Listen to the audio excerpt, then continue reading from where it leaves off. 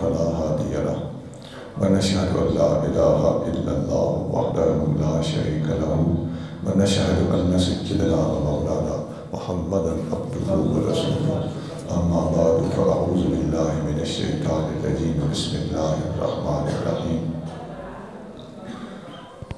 والذي بعث في الأميين رسولا منهم يتلو عليهم آياته ويزكيهم ويعلمهم الكتاب والحكمة وإن كانوا من قبل في ضلال مبين وآخرين منهم لما يلحقوا بهم صدق الله مولانا العظيم إن الله وملائكته يصلون على النبي يا أيها الذين آمنوا صلوا عليه وسلموا تسليما اللهم صل على سيدنا محمد وعلى آل سيدنا ومولانا محمد وبارك وسلم الصلاة والسلام عليك يا سيدي يا رسول الله وعلى آلك وأصحابك يا سيدي يا حبيب الله واجب الاحترام معزز المکرم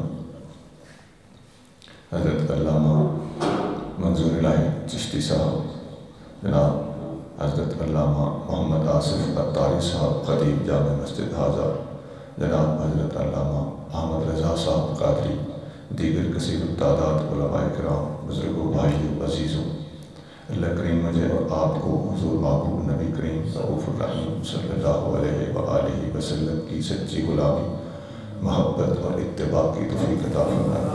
اللہ تعالیٰ ہم سب کا خاتمہ ایمان پر کرے۔ آقا کریم صلی اللہ علیہ وسلم کی دنیا کے اندر جلوہ گر ہونے کی مناسبت سے فقیر نے آپ کے سامنے 3 باتیں رکھنی ہیں۔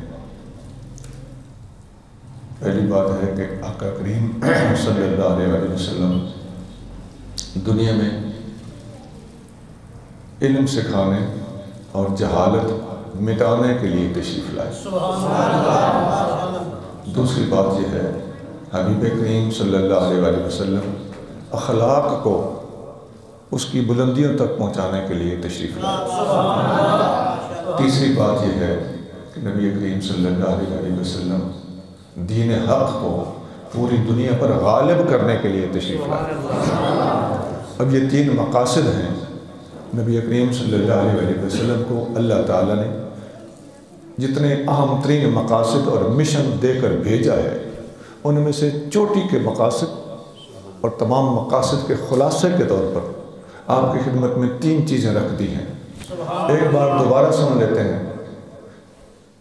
آقا کے تشریف لانے کے جو مقاصد ہیں ان میں پہلا مقصد ہے علم کی روشنی دینا، دوسرا مقصد ہے اخلاق کو مکمل کرنا، تیسرا مقصد ہے پوری دنیا میں اسلام کو غالب کر کے دکھانا۔ اب ہم نے 2-3 بار یہ بات سن لی ہے، ذہن نشین ہو جانی چاہیے۔ ایک ایک کر کے ان تینوں باتوں پر مختصر سی گزارشات پیش خدمت ہیں۔ سب سے پہلی چیز میں نے عرض کی ہے، آقا کریم کی تشریف آوری علم پھیلانے کے لیے ہوئی ہے۔ اس مناسبت سے سورۃ الجمعہ کی میں نے ابتدائی آیتوں میں سے چند الفاظ تلاوت کیے ہیں۔ اس کا ترجمہ ہے، اللہ کریم فرما رہا ہے، هو الذی بعث فی الامیین رسولا منہم، اللہ وہ ہے جس نے امی لوگوں میں اپنا شان والا رسول انہی لوگوں کے اندر سے بھیجا۔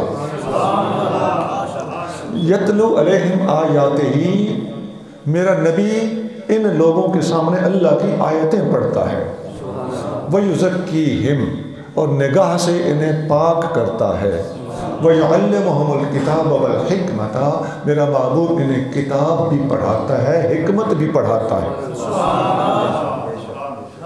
وَإِن كَانُوا مِن قَبْلُ لَفِي ضَلَالٍ مُبِينٍ، میرا نبی انہیں سارے علم دیتا ہے، اور میرے نبی کے آنے سے پہلے یہ لوگ کیا تھے؟ وَإِن كَانُوا مِن قَبْلُ لَفِي ضَلَالٍ مُبِينٍ، کھلی گمراہی اور جہالت کے اندھیروں میں یہ لوگ ڈوبے ہوئے تھے۔ اور پھر فرمایا وَآخَرِينَ مِنْهُمْ لَمَّا يَلْحَقُوا بِهِمْ، میرے نبی کا یہ علم، میرے آقا کی یہ تعلیم، میرے محبوب نبی کی یہ تعلیمات، آیت کے حوالے سے بات ہو رہی ہے، حضور اللہ کے آقا نہیں ہے۔ تو اللہ فرما رہا ہے کہ میرے نبی کی یہ تعلیمات وَآخَرِينَ مِنْهُمْ لَمَّا يَلْحَقُوا بِهِمْ، میرے محبوب کی یہ تعلیمات ان لوگوں تک بھی چلتی رہیں گی، جاری و ساری رہیں گی جو میرے محبوب کے بعد اس دنیا میں آئیں گے، ابھی ان کے ساتھ وہ ملے نہیں ہیں، اٹیچ نہیں ہوئے ہیں، لیکن میرے نبی کی تعلیمات صرف اپنے زمانے کے لیے نہیں ہیں بلکہ قیامت تک کے زمانے کے لیے جاری و ساری ہیں۔ اس آیت میں دو مسئلے حل ہو گئے۔ ایک تو آقا کی بعثت کا مقصد بتایا گیا کہ اللہ نے اپنے محبوب کو کتاب و حکمت پڑھانے کے لیے بھیجا ہے۔ دوسرے نمبر پہ یہ مسئلہ بھی حل کر دیا گیا کہ آقا کریم صلی اللہ علیہ وسلم کے دنیا میں تشریف لانے سے پہلے وَإِن كَانُوا مِن قَبْلُ لَفِي ضَلَالٍ مُبِينٍ ساری دنیا کے لوگ جہالت کے اندھیروں میں ڈوبے ہوئے تھے۔ آقا صلی اللہ علیہ وسلم سے پہلے کا زمانہ کس نام سے یاد کیا جاتا ہے؟ تاریخ کی کتابیں پڑھیں، سیرت کی کتابیں پڑھیں، قرآن کی اس آیت اور اس آیت کے تحت تفاسیر کو دیکھیں تو آقا کے دنیا میں تشریف لانے سے پہلے جتنا زمانہ تھا اس زمانے کا ایک نام ہے کتابوں میں، اس زمانے کو کہتے ہیں زمانہ جاہلیت، جہالت کا زمانہ، دور جہالت، جہالت کا دور۔ تو آقا سے پہلے والے زمانے کو جہالت کا زمانہ کہا گیا۔ پتہ چلتا ہے کہ آقا صلی اللہ علیہ وسلم کے تشریف لانے کے بعد پہلے والی جہالت ختم ہو گئی، پہلے جہالت تھی، حضور سراپا علم بن کے تشریف لائے، آپ نے علم کی روشنی عطا فرمائی۔ اسلام اور کفر میں بنیادی فرق یہ ہے کہ اسلام سے پہلے والے ادیان، پہلے والے لوگ، پہلے کے زمانے کی دنیا سب جہالت میں پڑی ہوئی تھی، آقا کریم صلی اللہ علیہ وسلم سے ان تشریف لا کر علم کا نور عطا کیا۔ اسی لیے حدیث شریف میں آتا ہے، سنن ابن ماجہ میں حدیث ہے، محبوب کریم صلی اللہ علیہ وسلم نے ارشاد فرمایا انما بعثت معلما، مجھے اللہ نے معلم بنا کر بھیجا ہے، میں بن کر ہی معلم آیا ہوں۔ تو آپ کے جو بھیجے جانے کے مقاصد ہیں ان میں واقعی ہم کسی کھینچا تانی سے کام نہیں لے رہے، بلکہ اسلام کا بنیادی مشن اور مقصد ہی دنیا کو جہالت سے نکال کر علم سے بہرہ مند کرنا ہے۔ ایک اور بھی گزارش ہے، اس دنیا میں ہم یہ پورے وثوق سے بات کہہ رہے ہیں، مکمل ذمہ داری کے ساتھ عرض کر رہے ہیں کہ اس دنیا میں ہمارے نبی کریم صلی اللہ علیہ وسلم کے علاوہ کسی اور ہستی نے، ہمارے دین اسلام کے علاوہ کسی اور دین نے، قرآن اور حدیث کے علاوہ کسی اور دینی ماخذ نے علم پر اتنا زور نہیں دیا جتنا اسلام نے زور دیا۔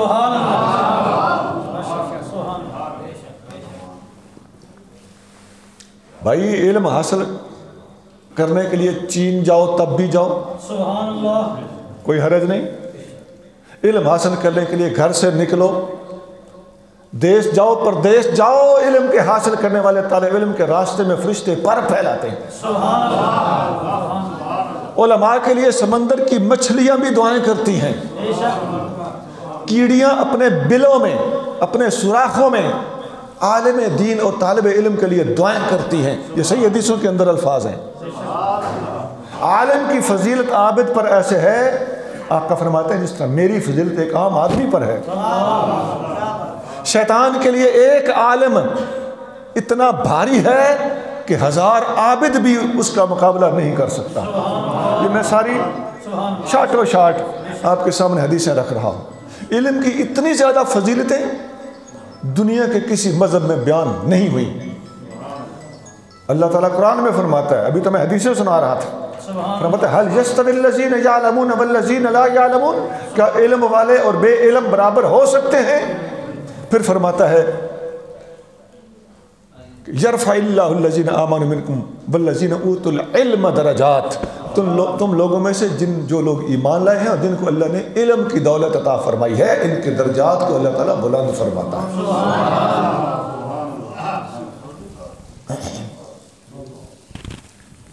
آج ہم قرآن حدیث علم سیکھنے اور پڑھنے کے لیے لالچوں میں پڑی ہوئی دنیا کو دیکھتے ہیں، ان سکولوں اور کالجوں کی طرف توجہ زیادہ ہے، جن میں جا کر پتہ ہے پڑھیں گے تو بعد میں نوکری ملے گی۔ کسی خاص سازش کے تحت پاکستان بننے سے پہلے ہی معاشیات کو سکولوں اور کالجوں کی تعلیم کے ساتھ وابستہ کر دیا گیا۔ اب نتیجہ یہ نکلا ہے، اور آگے آگے دیکھیے کیا ہوتا ہے۔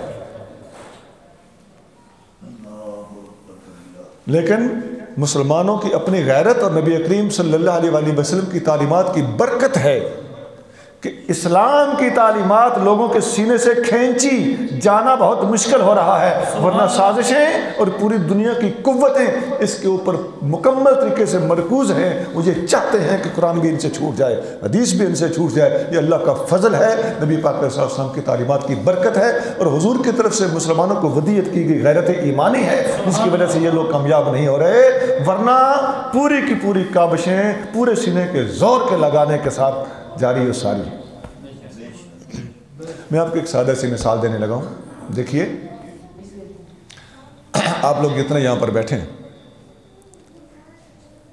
آپ ہوں، آپ کے علاوہ ہوں، پوری دنیا میں اگر یا مسلمانوں کی دنیا میں اس وقت اعلان ہو جائے کہ بھائی جو لوگ یا جو نوجوان قرآن شریف کا ترجمہ اچھی طرح سمجھ کے آ جائیں گے، صرف قرآن شریف ایک کتاب، حدیث فقہ وغیرہ اور باقی چیزیں نہیں، صرف میں قرآن کی حد تک بات کر رہا ہوں، اگر یہ اناؤنسمنٹ ہو جائے، اعلان ہو جائے کہ جو بندہ قرآن شریف کا صحیح سے ترجمہ سنا لے گا، ٹیسٹ پاس کر لے گا، وہ ڈی سی لگ جائے گا، وہ اے سی لگ جائے گا، وہ سی ایس ایس کے برابر کنسیڈر ہو جائے گا، وہ direct inspector D S P A S P لگ جائے گا۔ اب ذرا ایمان سے سوچ کے بتائیے، اللہ کے گھر میں بیٹھے جھوٹ نہ بولنا۔ اگر کہا جائے کہ 1 سال کی مہلت ہے، 1 سال میں جو بندہ قرآن شریف کا ترجمہ کرنے، کرانے، سمجھنے، سمجھانے ٹیسٹ میں پاس ہو جائے گا، وہ اے سی یا ڈی سی لگ جائے گا، ذرا سوچ کے بتانا۔ یہ سارے نوجوان قرآن شریف کا ترجمہ پڑھ کے آ جائیں گے کہ نہیں آ جائیں گے؟ تو ہن موت بھی پوندی ہے۔ 6 مہینے میں بھی علامہ صاحب کہہ رہے ہیں 6 مہینے میں بھی لوگ پڑھ کے آ جائیں گے۔ اس کا مطلب ہے سب کچھ ہے، صلاحیت ہے، ٹائم ہے، پیسے کا لالچ قرآن نہیں پڑھنے دیتا، اس لیے کہ وہ سکولوں کالجوں کی پڑھائی کرنے سے نوکری ملے گی۔ امی بھی خوش تھے، ابو بھی خوش، لیکن ابا جی، امی جی، اپنے بچے کی قبر کے ٹیسٹ کے لیے بھی بچے کو تیار کیجئے۔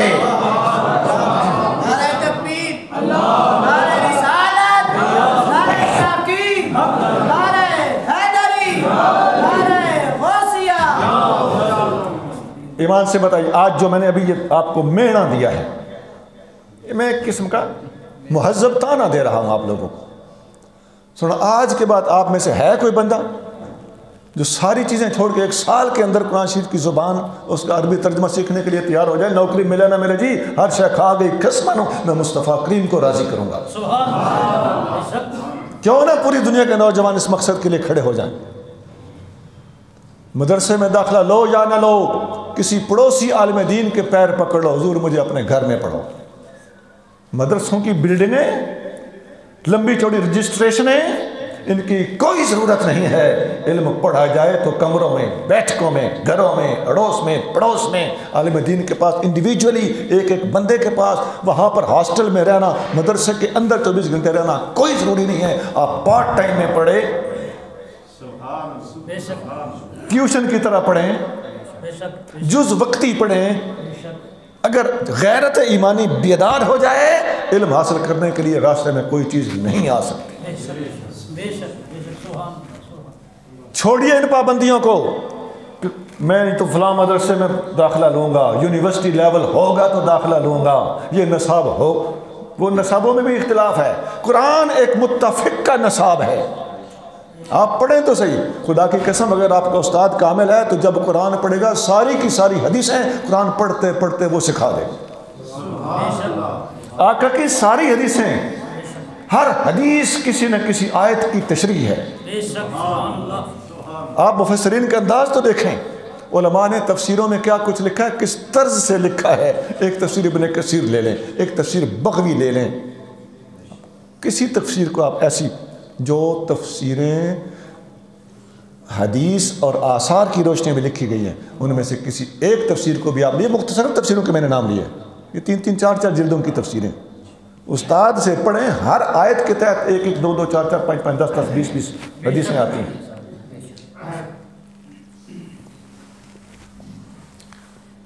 اور ایک اور بھی ہے، اپنے اپنے گھروں میں عزیزان گرامی، بزرگان محترم، اپنے اپنے گھروں میں علمی ماحول پیدا کیجئے۔ صرف اور صرف اللہ کے نام پہ میں آپ سے 10 منٹ روزانہ مانگ رہا ہوں۔ رات سونے سے پہلے اپنے ٹبر کو، اپنی فیملی کو، اپنی ماؤں بہنوں کو، اپنی بیوی بچوں کو بٹھا کر کسی بھی علمی کتاب، قرآن شریف ہو، کوئی حدیث ہو، کوئی اس غرض سے لکھی گئی اسپیشل کتاب ہو، فقیر کی کتاب ضابطہ حیات اسی لیے لکھی گئی، رات سونے سے پہلے 10 منٹ اس میں سے 2-3 صفحے اپنے بچوں کو بٹھا کے آرام سے وہ سنا کے ذہن نشین کرا کے، رات کو بیٹھ کے ڈرامے بھی تو لوگ دیکھتے ہیں، کہانیاں بھی تو سنتے اور سناتے ہیں، گپیں بھی تو ہانکتے ہیں، آخری 10 منٹ اللہ اس کے رسول کا پیغام اپنے بچوں کو پڑھا کے آپ سو جائیں، سال کے بعد رزلٹ دیکھنا، لگ پتہ جائے گا کہ میرے بچے کہاں پہنچ چکے ہیں۔ دین کا علم حاصل کرنا ہرگز مشکل نہیں ہے، کوئی راستے میں آنے والی رکاوٹ آپ کا راستہ نہیں روک سکتی، آپ طریقہ بدل لیں، آپ پینترا بدل لیں، کوئی مشکل نہیں ہے۔ کمی کس چیز کی ہے؟ غیرت کی کمی، جذبے کی کمی ہے، احساس ذمہ داری کی کمی ہے۔ بہرحال میں مختصر کرتا ہوں، آقا کریم صلی اللہ علیہ وسلم دنیا میں جو مشن لے کر آئے تھے، وہ مشن جو ہے اس میں سب سے پہلا اور بڑا مشن ہے علم کی روشنی عطا کرنا۔ اب نہ کہنا کہ ہمیں علم کا لفظ بتایا گیا، علم کی فضیلتیں بتائیں گی، علم حاصل کرنے کا طریقہ نہیں بتایا گیا۔ میں طریقے بھی بتا رہا ہوں، جذبہ اٹھانے کے لیے میں نے ACDC کی مثال بھی دی ہے۔ جب پیسے لبنے ہو نا، پھر جذبے راستے خود بخود نکل آتے ہیں۔ بیٹے کو باہر کے ملک بھیجنا ہو نا تو بیوہ عورت بھی ایمبیسی میں پہنچی ہوئی ہوتی ہے، راستہ پوچھ کر۔ کہاں سے پوچھا؟ کیوں پوچھا؟ یہ جذبہ کس نے پیدا کیا؟ اندر لگی ہوئی تھی نا۔ تو دین کی بھی اللہ کرے اندر سے ہمیں لگ جائے، راستے خود بخود نکل آئیں۔ ہم جھوٹ بولتے ہیں کہ مجھے طریقہ نہیں آتا، میرے پاس ٹائم نہیں ہے، مجھے گائیڈ کرنے والا کوئی نہیں ہے۔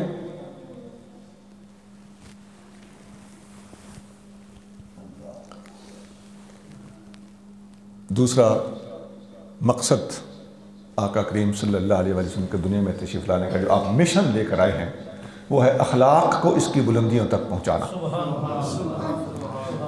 محترمہ مالک میں حدیث ہے، محبوب نبی کریم رؤوف الرحیم صلی اللہ علیہ وسلم نے ارشاد فرمایا، بعثت لأتمم حسن الاخلاق، میں اس لیے بھیجا گیا ہوں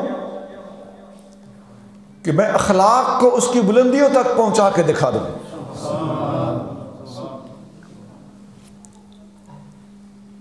آقا کریم صلی اللہ علیہ وسلم نے خود اللہ کریم جل شانہ سے اخلاق سیکھا ہے۔ اخلاق کے کئی نام ہیں، اخلاق کو اخلاق بھی کہتے ہیں، اخلاق کو ادب بھی کہتے ہیں، اخلاق کو تصوف بھی کہتے ہیں۔ یہ تصوف اخلاق ہی ہے۔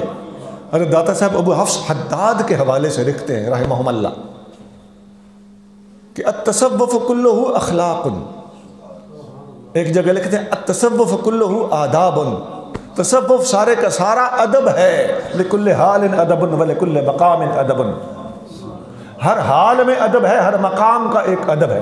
حال اور مقام تصوف کی اصطلاحات ہیں، بولیاں۔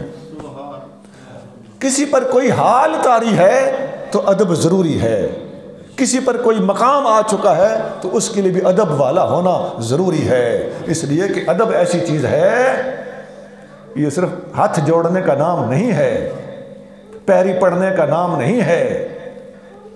ادب تو ایسی چیز ہے کہ اس میں انتہا یہ ہے کہ چھوٹے نے بڑے کا ادب کرنا ہوتا ہے تو ایک موڑ ایسا بھی آتا ہے کہ بڑے نے چھوٹے کا ادب کرنا ہوتا ہے، وہ بھی ادب کہلاتا ہے۔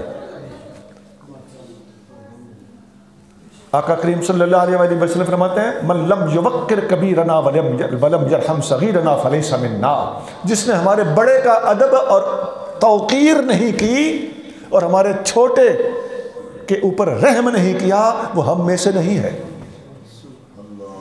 تو بڑے کی توقیر کرنا اور چھوٹے پہ رحمت کرنا، یہ دونوں چیزیں ادب کے دائرے میں آتی ہیں۔ اس پر علماء نے پوری کتابیں لکھی، بخاری مسلم میں کتاب الآداب موجود ہے، مشکات وغیرہ میں ادب کی کتاب، الگ کتابیں لکھی ہوئی امام بہقی وغیرہ نے، کتاب الآداب، ابن ابی دنیا کی کتاب الاخلاق، اسی موضوع پر ہی ہے۔ تو ہمیں ان کتابوں کے نام سن کے گھبرانا نہیں چاہیے۔ ہم گفتگو کرتے وقت پریشان ہو جاتے ہیں، ہماری عوام اس قدر ترنم اور سروں پہ اور غیر ضروری باتوں پہ لگی ہوئی ہے کہ اگر ہم ان کو علمی بات سمجھائیں یا بولیں تو تقریر کے دوران ہمیں گھبراہٹ ہونے لگتی ہے کہ پتہ نہیں نا یہ لوگ کیا سوچ رہے ہوں گے، ان کے تو لطف اور مزے کے خلاف ہم نے باتیں شروع کر دی ہیں۔ افسوس، ہمارے اندر علم حاصل کرنے کا ذوق اور شوق ہونا چاہیے، علمی گفتگو کو پسند کرنے کا جذبہ ہونا چاہیے۔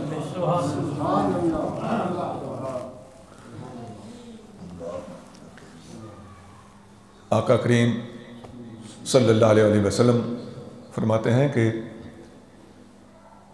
تم میں سے سب سے اچھے لوگ وہ ہیں جن کے اخلاق سب سے اچھے،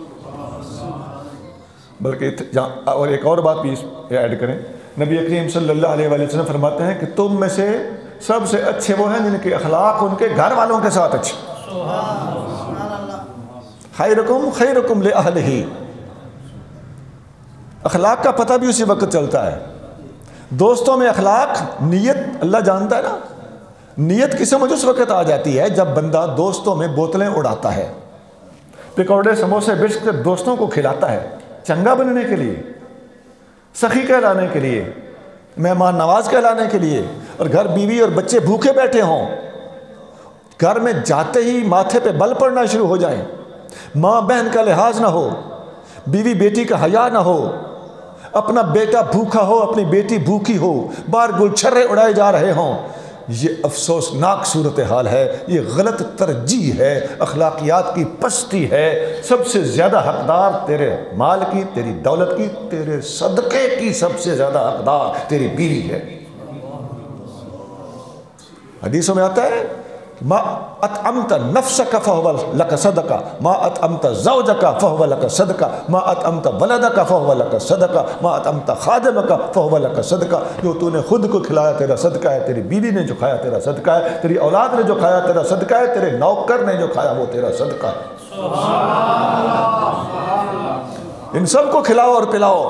ابدا بمن تعول، وہاں سے شروع کر جو تیرے اہل و عیال ہیں، جو تیرے انڈر ہیں، ان سے شروع کر۔ بال گر چھڑے اڑانے والے، دوستوں کے اندر پیسہ لٹانے والے، اپنی بیوی بہن ماں بیٹی کا بھی حیا کر، ان کے اوپر بھی خرچ کر، اچھا سوٹ دلانا، اچھی چیز کھلانا، باہر پردیس سے جاتے ہوئے گھر میں فروٹ لے کر جانا، ٹیلی فون پہ بیوی سے پوچھ لینا کہ میں آ رہا ہوں تیرے لیے کیا لے کر آؤں، اولاد سے پوچھ لینا تمہارے لیے کیا لے کر آؤں۔ یہ نبی کریم صلی اللہ تعالیٰ علیہ وسلم کی تعلیمات کا اہم حصہ ہے۔ اس دور میں ٹیلی فون ہے، اس زمانے میں ٹیلی فون نہیں ہوتے تھے، لیکن اپنی بیوی کے لیے کچھ نہ کچھ جب جیب میں اللہ نے دیا ہے تو تیرے دیے کے سب سے زیادہ حقدار تیرے گھر والے ہیں۔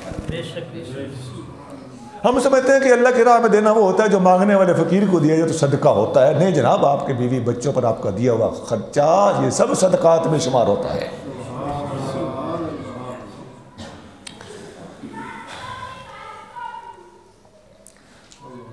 حبیب کریم صلی اللہ علیہ وسلم کی شان اللہ نے قرآن میں یوں بیان کی ہے، انکا لعلی خلق عظیم، اے محبوب آپ عظیم اخلاق کے مقام پر فائز ہو۔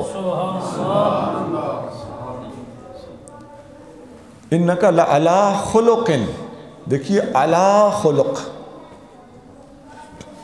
خلق ہوتا ہے شکل و صورت اور خلق ہوتا ہے باطنی حسن، اخلاقیات۔ تو آقا صلی اللہ علیہ وسلم کی خلق بھی خوبصورت ہے، آقا کا خلق بھی خوبصورت ہے، ظاہر باطن دونوں کے خوبصورت ہیں۔ اور اخلاقیات کا جہاں تک تعلق ہے تو اس کے بارے میں اللہ تعالیٰ فرماتا ہے انکا لعلی خلق، ایک ہوتا ہے صاحب الخلق، اخلاق کا صاحب، اخلاق والا، اخلاق کا مالک، ایک ہوتا ہے علی خلق، خلق کے اوپر ہونا۔ اس کا مطلب ہے آقا صلی اللہ علیہ وسلم اخلاقیات کے اوپر ہیں، مطلب یہ ہے کہ اخلاقیات آپ صلی اللہ علیہ وسلم کے قابو میں ہیں۔ آپ جو بات کرتے ہیں اخلاق کے تقاضوں کے مطابق ہوتی ہے، آپ جو قدم اٹھاتے ہیں اخلاق کے تقاضوں کے مطابق ہوتا ہے۔ آپ کسی محنت تکلف کے بغیر جو بھی کریں اور جو بھی فرمائیں وہ اخلاقی تقاضوں کے عین مطابق ہوتا ہے، آپ کو اس کے لیے محنت نہیں کرنی پڑتی۔ اس کو بولتے ہیں اعلیٰ، اخلاق کے اوپر آقا فائز ہیں۔ اخلاق اپنی گرفت میں ہیں، اخلاق آقا کے کنٹرول میں ہیں، اخلاق کے لیے آقا کو تکلف نہیں کرنا پڑتا، بھولے سے اوہ سوری ایسا نہیں کرنا پڑتا۔ آپ جو ویری فرسٹلی قدم اٹھاتے ہیں، جو بات کرتے ہیں، اخلاقیات کے عین مطابق ہوتی ہے۔ صورتحال کو ٹیکل اور ڈیل کرنا آقا پر ختم ہے۔ خدا کی قسم ہمارے پاس ایسی کئی مثالیں ہیں، ایسے پیچیدہ مقامات پر آقا صلی اللہ علیہ وسلم نے ڈیل کر کے دکھایا ہے کہ انسان دنگ رہ جاتا ہے، اور ود ان نو ٹائم، فوراً۔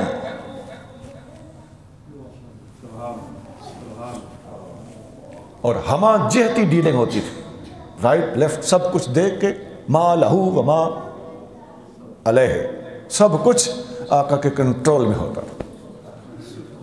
مسلم شریف میں حدیث ہے، ایک دفعہ ایک آدمی نے مسجد میں اندر پیشاب کر دیا، وہ پیشاب کرنے بیٹھا، تمام صحابہ اس کو دوڑے پکڑنے کے لیے، بھائی یہ مہما ایسا نہ کر، یہ مسجد ہے۔ نبی کریم صلی اللہ علیہ وسلم نے فرمایا چپ کر، اترکوہ ولا تجرموہ، چھوڑ دو اس کا پیشاب نہ روکو۔ پیشاب کر کے فارغ ہوئے، آ کے بیٹھے، آقا نے فرمایا یہ مسجدیں یہ کزر اور باول وغیرہ کے لیے نہیں ہوتی، یہ ہوتی ہیں نماز کے لیے، قرآن کی تلاوت کے لیے، اللہ کے ذکر کے لیے۔ ان هذه المساجد لا تصلح لشيء من هذا القذر والبول ولكنها للصلاة ولتلاوة القرآن وذکر اللہ۔ آرام سے سمجھایا، صحابہ کو کیا فرمایا؟ فرمایا اس نے جہاں پانی ڈالا ہے وہاں جا کے پانی بہا دو، جہاں پیشاب کیا ہے نا وہاں پانی ڈال دو۔ ڈیل کر کے دکھا دیا، پیشاب کے اوپر پانی ڈلوا دیا، صحابہ کو سختی سے روک دیا، ان کو آرام سے سمجھا دیا۔ یہ ہے آقا کی ڈیلنگ، اخلاقیات۔ ایک دفعہ اما عائشہ صدیقہ رضی اللہ تعالیٰ عنہ پاس موجود تھیں، ایک یہودی نے آپ کو کہا السلام علیکم، یہ بد دعا کے الفاظ تھے۔ آقا نے فرمایا وعلیکم، تجھ پر بھی۔ پولا جا جواب دے دیا نا، ہلکے پھلکے انداز سے، محسوس کیے کرائے بغیر۔ اما عائشہ صدیقہ اس یہودی پر ناراض ہونے لگی کہ تم نے بے ادبی کی ہے، وہ تو غلام تھی نا، ان سے برداشت نہ ہوا کہ ہمارے آقا کی کوئی بے ادبی کرے۔ آقا اس کو جواب دے چکے تھے۔ آقا نے فرمایا اے عائشہ ان اللہ یحب الرفق فی الامر کلہ، اللہ تعالیٰ ہر معاملے میں نرمی کو پسند کرتا ہے۔ انہوں نے عرض کیا حضور آپ نے دیکھا نہیں اس بندے نے کیا کیا ہے، اس نے آپ کو لفظ کیا بولے ہیں؟ آپ نے فرمایا عائشہ تم نے سنا نہیں میں نے جواب کیا دیا ہے؟ میں نے جواب کیا دیا تم نے وہ نہیں سنا؟ تو آپ نے فرمایا اس نے مجھے کہا ہے السلام علیکم، میں نے کہا ہے وعلیکم۔ اس نے جو کہا ہے اس نے صرف اپنا منہ خراب کیا ہے، اس کی یہ الفاظ اور یہ بد دعا قبول نہیں ہے، اور جو کچھ میں نے اس کو جواب دیا ہے میرا جواب قبول ہے۔ تو بدلہ تو خود بخود ہو گیا، لیکن انداز میرا نرم تھا۔ اس کی اور بہت مثالیں ہیں کہ آقا صلی اللہ علیہ وسلم نے اخلاقیات کا وہ مظاہرہ فرمایا ہے کہ واقعی آپ فرما بھی رہے ہیں کہ میں اخلاق کو اس کی بلندیوں تک پہنچانے آیا ہوں، لیکن جب ہم عملی طریقہ حضور کا دیکھتے ہیں، احادیث کا مطالعہ کرتے ہیں، تو آپ کے اس فرمان کا مکمل عکس آپ کی عملی زندگی مبارک میں نظر آتا ہے۔ اور اسی اخلاقیات کا ایک اہم پہلو اس دور کے حساب سے بھی بتا دیتا ہوں کہ اخلاقیات کے یہ ہمارے ہاں اس وقت کیا ہو رہا ہے، ہر کسی کی شکایت، ہر کسی کے خلاف کوئی نہ کوئی کارروائی، چھوٹی سی بات کا بڑا سا ایشو بنانا، پھنسانے کی کوشش کرنا، کوشش ہوتی ہے. ہم کہہ رہے ہوتے ہیں یہ اس کے جو الفاظ ہیں، اے گستاخی نہیں بن دے. یہ الفاظ پہ ذرا غور کرو. اے الفاظ گستاخی نہیں بن دے، مطلب یہ بنانے کے چکر میں ہے. بنتے ہوں یا نہ بنتے ہوں، تھوڑا بہت بھی اگر شائبہ اشارہ اس کو مل رہا ہے تو اس کی کوشش ہوگی کہ اللہ کرے میں اس کو پھنسا کے رکھ دوں. یہ تیرے محبوب نبی صلی اللہ علیہ وسلم کا طریقہ نہیں تھا. آقا کا طریقہ ہے کسی پھنستے ہوئے کو بچانے کی کوشش کرنا، اور آج کل طریقہ یہ ہے کہ کسی بچنے والے کو پھنسانے کی کوشش کرنا. اسی بات پر مقدمہ بازیاں ہو رہی ہیں، اسی بات پر ذاتی مخالفتیں ہو رہی ہیں. اندر دردیں اپنی ذاتی ہوتی ہیں اور بہانہ دین کی مخالفت، آقا کی بے ادبی، صحابہ کی بے ادبی، اہل بیت کی بے ادبی کا بنایا جاتا ہے. تو اس طریقے سے بھی یہ اچھا، یہ نبی کریم صلی اللہ علیہ وسلم کا طریقہ نہیں ہے. سونا ایسا نہ ہو کہ آپ کو جواب دینا پڑے. فی سبیل اللہ اپنے آپ پہ رحم کیجیے. ہم دیکھتے ہیں کہ لوگ مسلمانوں پر اس طرح کے کیسز بنا دیتے ہیں جس طرح نہیں کراس پرچے ہوتے. یہ مذہبی طبقے میں یہ بیماری بعض جگہ پہ، ہمیشہ نہیں، مذہبی لوگ بڑے بڑے متقی ہوتے ہیں، بعض جگہ پہ جب یہ بیماری بھی دیکھنے میں آتی ہے کہ خواہ مخواہ نے میرے تک کیا ہے تو سیدھے تے کر دے. اس نے ہی کیا تو غلط کیا. تو جواباً کر رہا ہے تو درگزر سے کام لے. تیرے آقا کی سنت تو درگزر کرنا ہے، ظلم برداشت کرنا آقا کی سنت ہے. تو کہیں تو تصوف نظر آئے. ظلم کرنے والا اگر اس راہ پہ نہیں چلتا تو ظلم برداشت کرنے والا ہی اس راہ پہ چل پڑے. اللہ تعالی ہمیں اعلیٰ ظرفی عطا فرمائے. یہ نبی کریم صلی اللہ علیہ وسلم کی امت ہے سونا، اور آقا تمہارے اعمال کو دیکھ رہے ہیں. حدیث میں آتا ہے میرے سامنے تمہارا نامہ اعمال پیش ہوتا ہے. اچھا عمل ہوتا ہے تو میں الحمدللہ پڑھتا ہوں، تمہاری غلطیاں ہوتی ہیں میں تمہارے لیے استغفار کرتا ہوں. تو جب تیرے میرے آقا تیرا میرا نامہ اعمال دیکھ رہے ہیں تو خدا کا خوف اور نبی پاک کا حیا ہونا چاہیے کہ نہیں ہونا چاہیے؟ ہونا چاہیے. پھر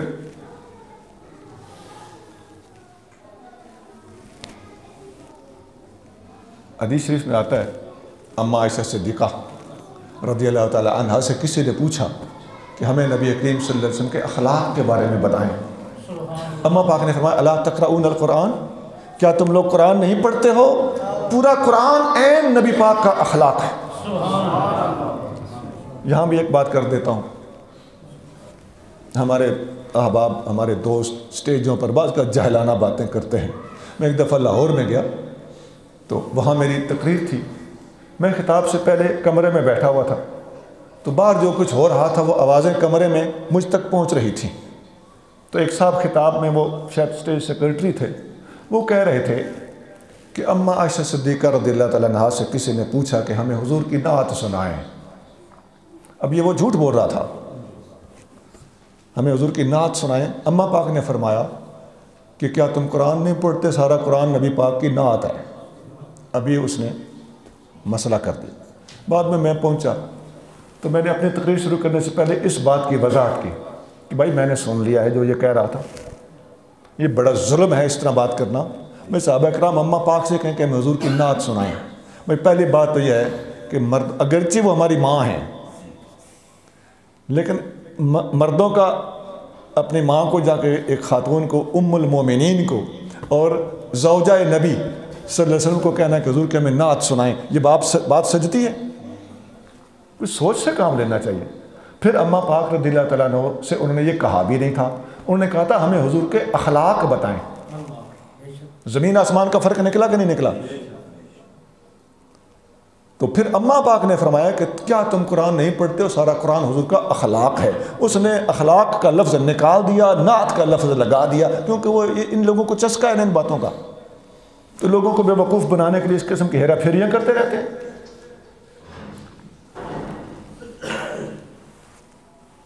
میں نے اختصار کے ساتھ آپ کے سامنے آقا کریم صلی اللہ علیہ وسلم کے اخلاق کا خلاصہ پیش کیا ہے. 2 باتیں ہو گئیں. تیسری چیز ہے آقا کریم صلی اللہ علیہ وسلم نے پوری دنیا میں اسلام کا بول بالا کر کے پوری دنیا میں اسلام کو غالب کر کے دکھایا. یہ مشن تھا جو حضور لے کر آئے تھے. یہ تیسرا مشن ہے. اللہ کریم قرآن شریف میں ارشاد فرماتا ہے هو الذی ارسل رسولہ بالہدی ودین الحق، وہی وہ اللہ ہے جس نے اپنا رشان والا رسول ہدایت دے کر اور حق کا دین دے کر دنیا میں بھیجا، لِیُظْہِرَہُ عَلَى الدِّینِ کُلِّہِ، تاکہ میرا نبی دین کو پوری دنیا کے اوپر غالب کر دے۔ یہ بھیجنے کا مقصد صاف لفظوں میں قرآن کے اندر مذکور ہے، یہ سورۃ الفتح ہے 26واں سپارہ۔ تو اللہ فرماتا ہے میں نے اپنے محبوب صلی اللہ علیہ وسلم کو ہدایت اور دین حق دے کر پوری دنیا کے اوپر اسے غالب کرنے کے لیے بھیجا ہے۔ اب پوری دنیا کے اوپر، پوری دنیا میں دین اسلام غالب کیسے ہوا؟ دین اسلام پوری دنیا میں غالب بہت سی دلیلیں ہیں۔ بھائی یہ ایسا مشن تھا جس کو نبی کریم صلی اللہ علیہ وسلم نے خود شروع کیا، آپ سے پہلے اس کا نام نشان تک نہیں تھا۔ بھائی 500-600 سال سے فطرت کا زمانہ تھا ادھر۔ حضرت ابراہیم علیہ السلام کی تعلیمات خال خال کہیں نظر آ رہی تھیں، لیکن جہالت اور کا زمانہ اور پھر انبیاء علیہ السلام کے نہ آنے کی وجہ سے فطرت کا زمانہ، فطرت کہتے ہیں ٹوٹے کو، گیپ کو، نبی نہ آئے تو اسے فطرت اور گیپ کہتے ہیں۔ تو نبی کئی صدیوں سے نہیں آئے تھے، تو گویا نبی پاک علیہ السلام نے خود دین اسلام کی بنیاد رکھی، اپنے ہاتھوں سے اس کو پروموٹ کیا اور ترقی دی۔ كَزَرْعٍ أَخْرَجَ شَطْأَهُ فَآزَرَهُ فَاسْتَغْلَظَ عَلَىٰ سُوقِهِ فَاسْتَغْلَظَ فَاسْتَوَىٰ عَلَىٰ سُوقِهِ، خود سارے پودے لگائے، پودے اگائے، پودے بڑے کیے، ان کی گوڈی کی، ان کو پانی لگایا، ان کو کھاد دیے۔ میں تربیت کی کھاد کہہ رہا ہوں۔ سب کچھ آقا نے اپنے دست مبارک سے محنت فرمائی، اور صحابہ کرام کی ایک کھیپ اور ٹیم تقریباً 1.25 لاکھ صحابہ کرام کی تیار کی۔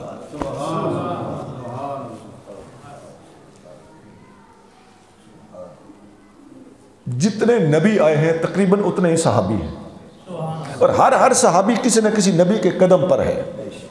تمام انبیاء کا فیض اس امت کے اندر نبی پاک علیہ السلام نے انڈیل دیا ہے۔ یہ تصوف کے حوالے سے پورا چیپٹر کھلے گا آگے۔ آج بھی تمام صوفیاء میں، تمام انبیاء میں سے حضور کا کوئی نہ کوئی امتی کسی نہ کسی نبی کے قدم پر ہوتا ہے، ان کا مشرب ہوتا ہے۔ یہ ابراہیمی المشرب ہے، یہ نوحی المشرب ہے، یہ موسوی المشرب ہے، یہ عیسوی المشرب ہے، یہ محمدی المشرب ہے۔ یہ فیض آقا نے آگے جاری فرمایا۔ تو تمام صحابہ اکرام علیہ رضوان کو آقا کریم صلی اللہ علیہ وسلم نے اپنے ہاتھوں پروان چڑھا کر دین کی عمارت کو مکمل کر کے، دین کی عمارت پر چھت ڈال کے اب اس کے مکمل ہو جانے کا اعلان قرآن میں کر دیا گیا۔ الیوم اکملت لکم دینکم واتممت علیکم نعمتی ورضیت لکم الاسلام دینا۔ آج ہم نے تمہارے لیے تمہارا دین مکمل کر دیا ہے۔ دین اٹ سیلف مکمل ہے، اب کسی اور پر غالب تب ہوگا نا، خود مکمل ہوگا تو خود مکمل ہے۔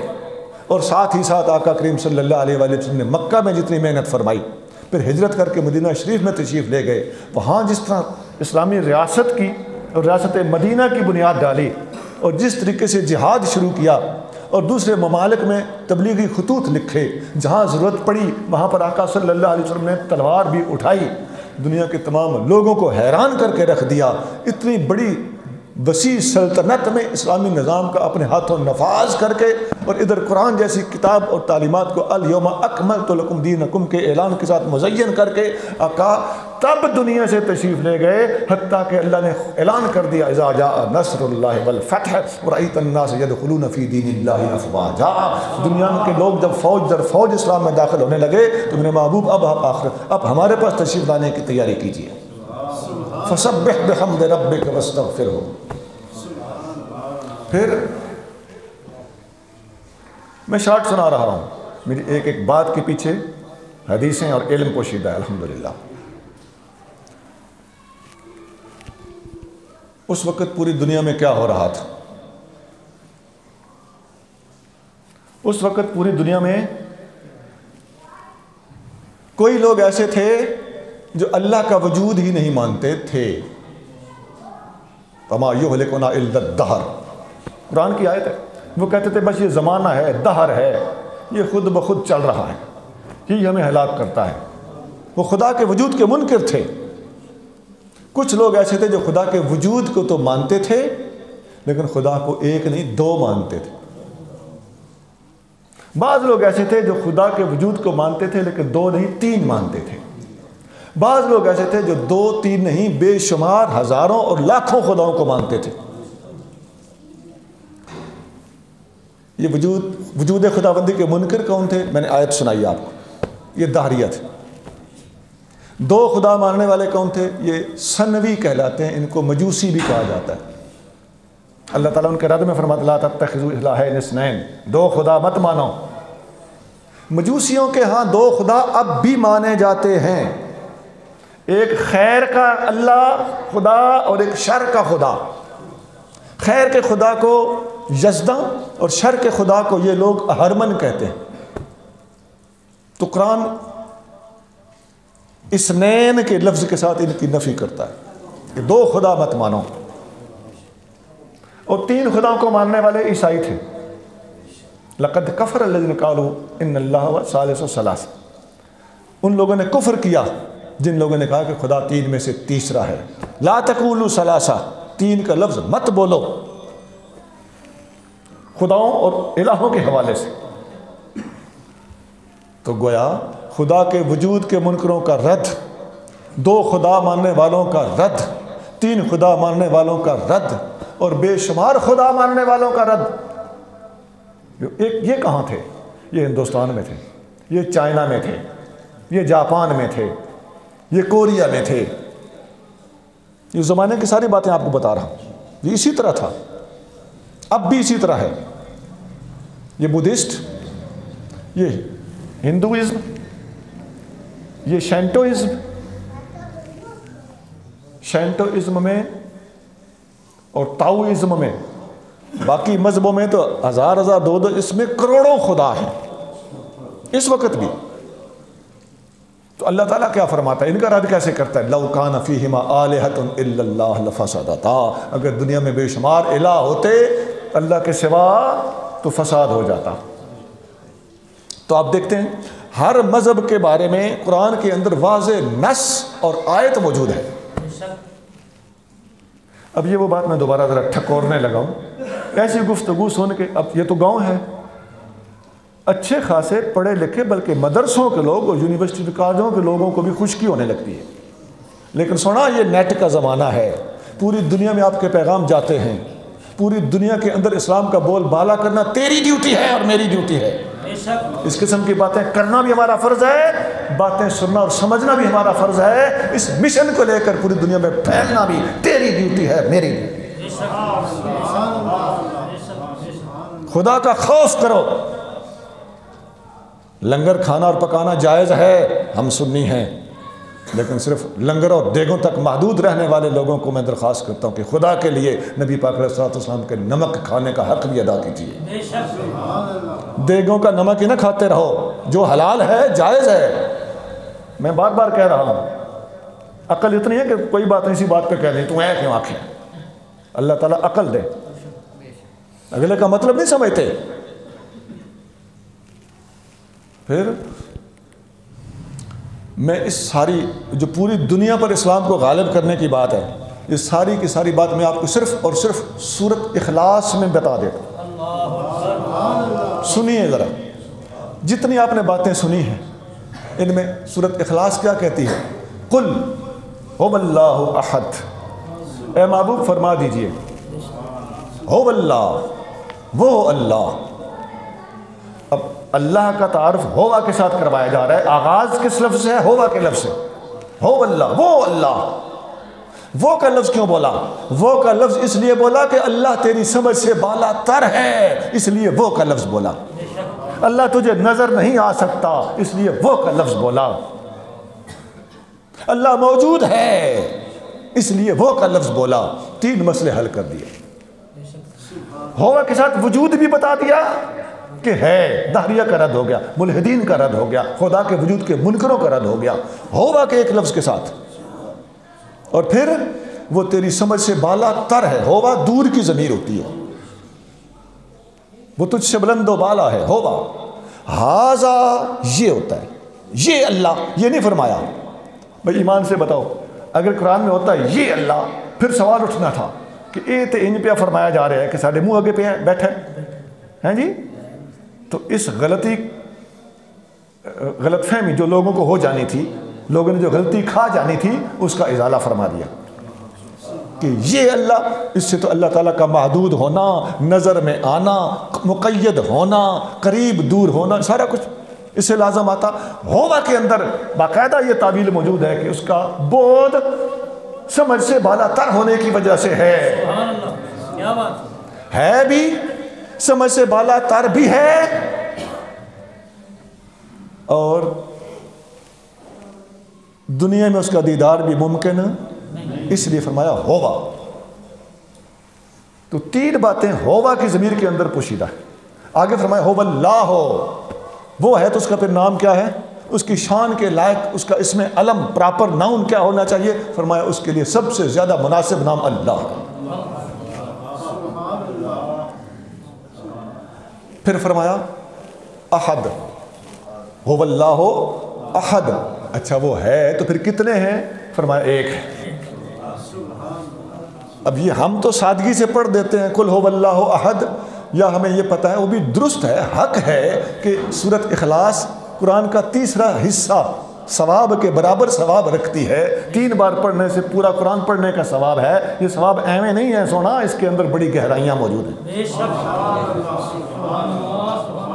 لیکن اس حد تک یہ صورت محدود نہیں ہے, اس صورت کی برکات بہت زیادہ ہیں, اور اس حد تک اس کا ثواب ہونا بھی کسی پس منظر کی وجہ سے ہے. اس کے اندر توحید اپنے انتہا کے ساتھ بیان کر دی گئی. آگے فرمایا وہ جو احد کا لفظ بولا نا, سارے مسئلے حل کر دیے. 2 نہیں ہیں, میں نے آیت سنائی, 2 کو ماننے والے سنوی تھے, ان کا رد ہو گیا. 2 ہیں, وہ کہتے ہیں 2 ہیں, قرآن کہتا ہے احد. عیسائی کہتے ہیں 3 ہیں, قرآن کہتا ہے احد. بت پرست ہندو اور مشرقی لوگ کہتے ہیں بے شمار ہیں, ہزاروں ہیں, لاکھوں ہیں, کروڑوں ہیں, قرآن کہتا ہے احد. ایک احد کے لفظ کے اندر ہر مشرک کی شرک کی تردید پوشیدہ ہے. آگے فرمایا اللہ الصمد, اللہ تعالیٰ محتاج الہ ہے, سب اللہ کے محتاج. عام طور پہ ترجمہ اس کا ہوتا ہے اللہ تعالیٰ بے نیاز ہے, وہ ٹھیک ہے, لیکن باریکی پہ جاؤ تو یہ مطلب ہے اس کا, اللہ محتاج الہ ہے. اللہ خود کسی کا محتاج نہیں, سب اس کے محتاج ہیں, سب اس کے محتاج ہیں. یہ آج کل ایک سوال اٹھتا ہے نا, آج کل سوال اٹھایا گیا, اور نبی کریم صلی اللہ علیہ وسلم خود فرما چکے. آقا نے فرمایا میرے بعد ایک وقت آئے گا لوگ کہیں گے کہ اللہ تو اللہ ہے, اس نے سب چیزوں کو پیدا کیا ہے, مگر اللہ کو کس نے پیدا کیا ہے. یہ سوال اٹھے گا, اور جب یہ سوال اٹھے تو وہاں سے اٹھ کے چلے جانا. صحیح بخاری میں حدیث ہے, ابو ہریرہ رضی اللہ تعالیٰ عنہ کے سامنے ایک دفعہ یہ سوال ہوا. کسی نے کہا کہ اللہ کو کس نے بنایا, تو آپ نے کہا صدق خلیلی, میرے محبوب نے سچ فرمایا تھا. میں سمجھ گیا وہ دور آ گیا ہے, تم لوگ وہ جو سوال اٹھا رہے ہو میرے آقا کے فرمان کے عین مطابق تم نے سوال اٹھایا ہے, اور میرے آقا نے ہمیں ایسے سوال اٹھنے کے بارے میں تنبیہ فرمائی تھی. آپ ان لوگوں سے سیپریٹ ہو. پھر اس وقت دہریہ ملحدین یہ سوال اٹھاتے ہیں, یہ نیٹ پہ سوال موجود ہے جی, میں نے بھی سوال کا جواب اپنی کتاب اسلام زندہ باد میں دیا ہوا. اسلام زندہ باد ایک کتاب ہے جو دہریہ اور ملحدین کے خلاف ہے, ان کے سوالوں کے جوابات ہیں.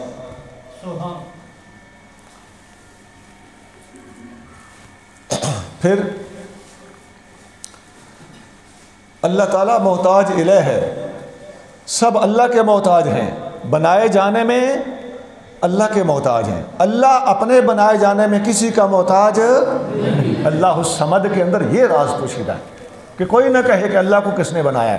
اللہ الصمد, اللہ تعالیٰ محتاج الہ ہے, خود وہ کسی کا محتاج نہیں ہے, اور ہر کسی کی احتیاج سے بے نیاز و بالا تر ہے. لم یلد ولم یولد, نہ اس نے کسی کو جنا نہ وہ جنا گیا, نہ اس کا کوئی دھی پتر ہے نہ وہ کسی کا بیٹا ہے. اس میں کس کا رد ہے؟ وہ جو خدا کی بیٹیاں مانتے تھے نا، فرشتے خدا کی بیٹیاں ہیں، یہ مشرکین کا طریقہ تھا۔ قالوا اتخذ اللہ ولدا، وہ جو لات منات اور عزا کو بتنیاں کہتے تھے، اللہ کے نام بگاڑے ہوئے تھے، اللہ کو لات بنایا ہوا تھا، ان کو شوق تھا مؤنث کو خدا بنانے کا، تو اللہ کو بگاڑ کے لات بنا دیا، منان کو بگاڑ کے منات بنا دیا، آخر میں تے لگا دیتے تھے، مؤنث کے لیے ہوتی ہے تا، اور عزا یہ بھی مؤنث کا لفظ ہے، عزیز کو بگاڑ کے عزا بنا دیا۔ انہیں اپنے معبودوں کو بھی مؤنث کے نام سے یاد کرنے کا ٹھرک تھا، شوق تھا، یہ ان کی نفسیاتی کمزوری تھی، حتیٰ کہ فرشتوں کو بھی خدا کی بیٹیاں کہتے تھے۔ تو اللہ کریم جل شانہ نے کیا فرمایا؟ لم یلد ولم یولد۔ ادھر یہودی بھی کیا کہتے تھے؟ عزیر اللہ کے بیٹے ہیں، قالت الیہود عزیر ابن اللہ، وقالت النصارى، عیسائیوں نے کیا کہا؟ عیسیٰ علیہ السلام اللہ کے بیٹے ہیں۔ تو قرآن نے کیا کہا؟ لم یلد ولم یولد، نہ اس کا کوئی بیٹا نہ یہ کسی کا بیٹا۔ اس ایک لم یلد ولم یولد میں مشرکین مکہ جو فرشتوں کو بیٹیاں کہتے تھے، بتوں کو بتنیاں کہتے تھے، اور مختلف ناموں سے بتوں کو یاد کرتے تھے، اور یہودی اور عیسائی جو خدا کے بیٹے بنائے بیٹھے تھے، ان سب کا رد کر دیا گیا۔ اب آپ دیکھتے جائیے، قل هو اللہ احد سے لے کے اب تک کتنی قسم کے مشرکوں، کتنی قسم کے شرک کا رد کیا گیا۔ اب ہمارے ماحول میں کیا ہوتا ہے؟ ہم کہتے ہیں ساڑھے آنڈ گوانڈ رہندا کوئی، بھائی آنڈ گوانڈ تو نہیں رہندا، لیکن نیٹ کے زمانے میں تم نے بھی اپنے آقا کریم صلی اللہ علیہ وسلم کی نوکری کا حق ادا کرنا ہے کہ نہیں کرنا؟ یہ میسج چائنا میں کون پہنچائے گا؟ برطانیہ میں کون پہنچائے گا؟ افریقہ کے جنگلوں میں کون پہنچائے گا؟ جاپان اور کوریا میں کون پہنچائے گا؟ دنیا کے بے شمار جزیروں پہ کون پہنچائے گا؟ امریکہ کے کالوں تک یہ پیغام کون پہنچائے گا جو ابھی تک اپنے جنگلی پن سے باہر نہیں آئے؟ کون پہنچائے گا؟ تو انہیں اور میں نے پہنچانا ہے۔ احساس ذمہ داری ہونا چاہیے۔ کالجی لڑکے خاص طور سے میری باتیں غور سے سنیں۔ آپ لوگ کیا کر رہے ہیں؟ وہاں جا کے متاثر ہونے کے لیے جاتے ہو، خود متاثر کرو، مغلوب نہ بنو، وہاں جا کر چھا جاؤ اور غالب آ جاؤ۔ میرے بیٹو، یہ آپ کی میری ذمہ داری ہے۔ ہاں آپ کو گائیڈنس چاہیے ہو، ہم حاضر ہیں، مشورہ چاہیے ہو، ہم حاضر ہیں، سوالوں کے جواب چاہیے ہو، ہم حاضر ہیں۔ کسی سے مرعوب مت ہونا، جس کے پاس تم 4 دن بیٹھ جاتے ہو اسی سے متاثر ہو جاتے ہو۔ جہالت کے اس دور میں، جہالت کے اس ماحول میں جہاں آپ پھنسے ہوئے ہوں، اپنے کلاس روم سے باہر آ کے سوالوں کو نوٹ کر کے ہم سے جواب لے کر اگلے دن تیاری کر کے جاؤ، وہاں جا کر ان کو مطمئن کرو۔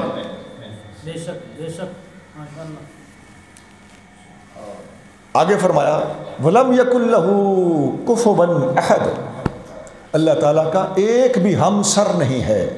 کفو کہتے ہیں ساویں دا، برابری کا، جس سے رشتہ لیا اور دیا جا سکے نا۔ وہ کہتے ہیں تیری قوم اور ہے، میری قوم اور ہے، تیری دولت اور ہے، میری دولت اور ہے، دولت کے لحاظ تیرا سٹیٹس اور ہے، میرا سٹیٹس اور ہے۔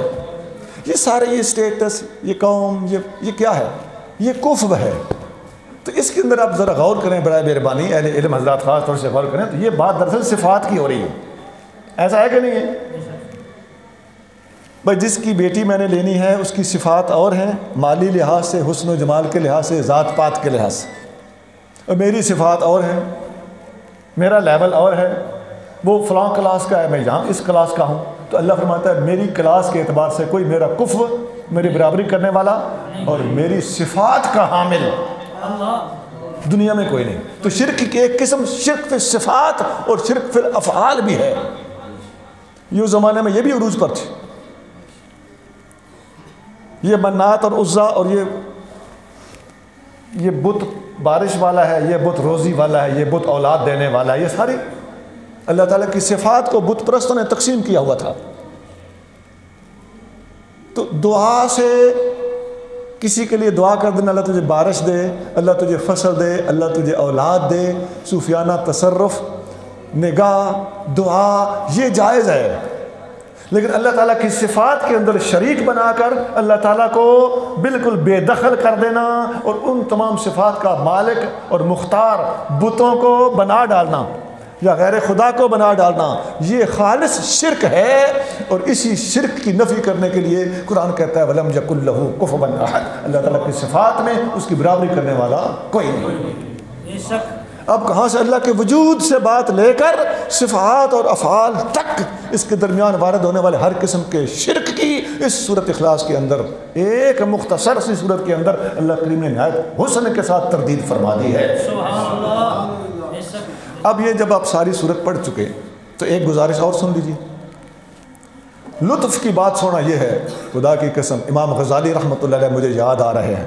امام غزالی اللہ کا وجود دین اسلام کی حقانیت ثابت کرنے کے لیے اپنی کتاب المنقذ من الضلال میں اس طرح کی ہی باتیں لکھتے ہیں، لیکن میری باتیں تھوڑی سی اس سے مختلف ضرور ہیں، لیکن اس سے ملتی جلتی باتیں میں عرض کرنے لگا، اس لیے مجھے وہ کتاب یاد آ گئی ہے۔ سنا آپ سورۃ اخلاص پڑھ کے تو دیکھو، 100 مرتبہ سورۃ اخلاص پڑھ ڈیلی، دیکھنا تیرے اندر یکسوئی پیدا ہو جائے گی۔ عجیب بات ہے کہ نہیں؟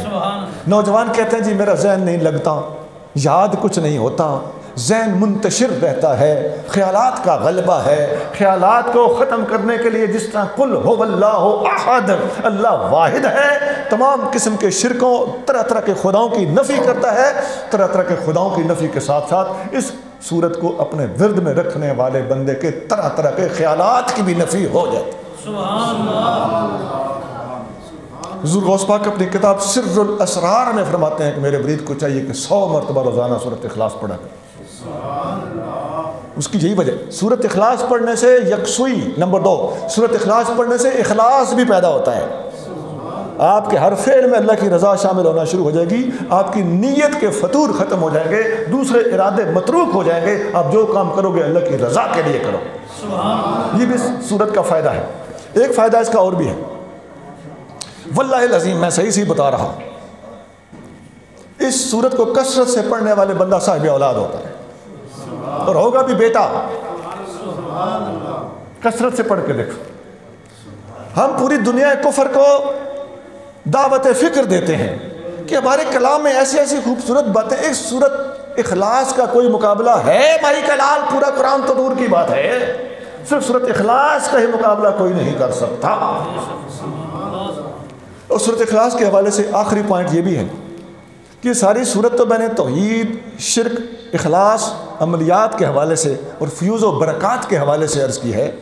اس کے پہلے لفظ کو بھی میں نے نہیں چھیڑا، اس کے پہلے کہا تھا قل، محبوب آپ فرما دیجئے۔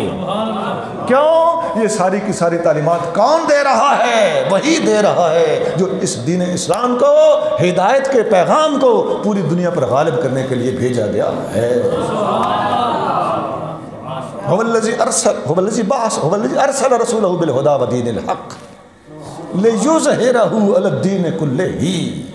جو کچھ پڑھا جائے گا، بتایا جائے گا، سمجھایا جائے گا، میرے معبود کی زبان سے بتایا جائے گا۔ جو تم نے ماننا ہے، پیروی کرنی ہے، اتباع کرنی ہے، اطاعت کرنی ہے۔ اللہ تعالیٰ تو کسی کے سامنے نہیں آتا، تو اب اللہ کا بھیجا ہوا الذی ارسل، ارسال کرنا اللہ نے بھیجا ہے، خود وہ ہم سے پردے میں ہے، سامنے کون ہے؟ خود تو پردے دے رہا، سامنے تصویر محمد کر دی، جسے کل کا ارشاد دے کر ہر چیز، ہر تحقیق، ہر تعلیم کے لیے بیان کرنے والا رسول بنا کر بھیجا۔ اس لیے فرمایا محبوب سب کچھ علم ہماری طرف سے ہے، مگر بیان آپ کا ہوگا تب قابل قبول ہوگا۔ آقا نے آ کے جو ہمیں پیغام دیا وہ کل سے شروع ہوا، اس لیے آقا فرماتے ہیں انما انا قاسم واللہ یعطی، پیچھے دینے والا اللہ ہے، تقسیم کرنے والا میں ہوں۔ جو بھی دولت تقسیم ہوگی اور جو بھی علم اور تعلیم ملے گی اب حبیب کریم صلی اللہ علیہ وسلم کی زبان حق ترجمان سے ملے گی۔ اس میں گویا کہ توحید خدا بندی، بہترین قسم کے عملیات اور فیوزات، اور ان کے ساتھ ساتھ نبی کریم صلی اللہ علیہ وسلم کی رسالت کا ثبوت، اس رسالت کو تسلیم کرنے کا وجوب، سب کچھ سورۃ اخلاص کے اندر پوشیدہ ہے۔ میں نے بہت سی باتیں تیسرے پورشن کے حوالے سے عرض کر دی ہیں کہ اللہ نے اپنے محبوب کو پوری دنیا میں اسلام کو غالب کرنے کے لیے بھیجا ہے. یہ ہے غلبے کا صحیح طریقہ. آقا نے واقعی پوری دنیا کے مشرکین کو ہلا کے رکھ دیا ہے. ایک سورۃ فاتحہ ہی پوری کی پوری دنیا کفر کے اوپر غالب ہے. قرآن تو ابھی باقی ہے, سارا قرآن تو ابھی مفصل ہے. میں نے اتنی گزارشات پیش کی ہیں, ان کا خلاصہ 3 چیزیں ہیں. نمبر 1, آقا کریم صلی اللہ علیہ وسلم کو بھیجا گیا علم کی روشنی دینے کے لیے, اس سے پہلے جہالت تھی. نمبر 2, بھیجا گیا اخلاق کو اس کی بلندیوں تک پہنچانے کے لیے, اس سے پہلے اخلاق معدوم تھے. نمبر 3, آقا کو بھیجا گیا پوری دنیا کے اندر اسلام کو غالب کر کے دکھانے کے لیے. اسلام واقعی اس وقت تک بھی دلائل اور حجیت کے ساتھ غالب ہے. اللہ کریم مجھے اور آپ کو دین کی فہم عطا فرمائے. سبحان ربک رب العزت عما یصفون وسلام علی المرسلین والحمد للہ رب العالمین.